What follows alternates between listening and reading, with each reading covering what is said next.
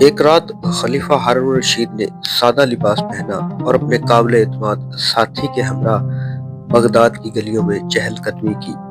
یہ ان کی عادت تھی، یہ دیکھنا کہ ان کے لوگ حقیقت میں کیسے زندگی گزارتے ہیں۔ جب وہ ایک غریب محلے سے گزر رہے تھے تو انہیں ایک چھوٹے سے مکان سے آواز سنائی دی۔ ایک بزرگ آدمی دعا کر رہا تھا، اے اللہ، میں تیری بے شمار نعمتوں کا شکر ادا کرتا ہوں۔ تو نے ہارون رشید کو اس کے محلات اور لشکر عطا کیے ہیں اور تو نے مجھے قناعت اور سکون عطا کیا ہے۔ واقعی میں خلیفہ سے زیادہ مالدار ہوں کیونکہ میرا دل حکمرانی کے بوجھ سے آزاد ہے۔ ہارون رک گئے، ان الفاظ سے بہت متاثر ہوئے۔ اگلی صبح انہوں نے بزرگ کو محل میں بلایا۔ غریب آدمی خوف سے کانپتا ہوا پہنچا۔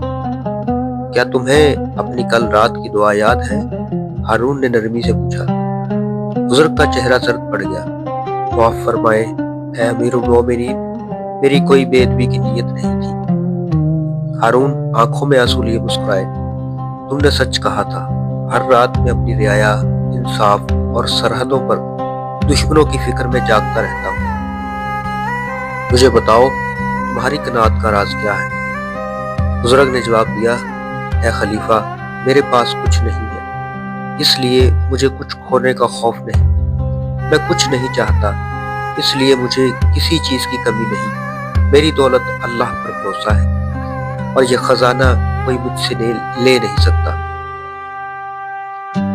ہارون نے بزرگ کو سونا دیا، لیکن بزرگ نے کہا، اپنا سونا ان لوگوں کے لیے رکھے جنہیں اس کی ضرورت ہے۔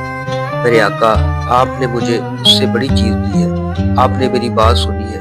اس دن سے کہا جاتا ہے کہ ہارون نے اپنے شاندار کمرے میں ایک سادہ جائے نماز رکھی تاکہ انہیں یاد رہے کہ حقیقی دولت طاقت میں نہیں بلکہ دل کے سکون میں ہے۔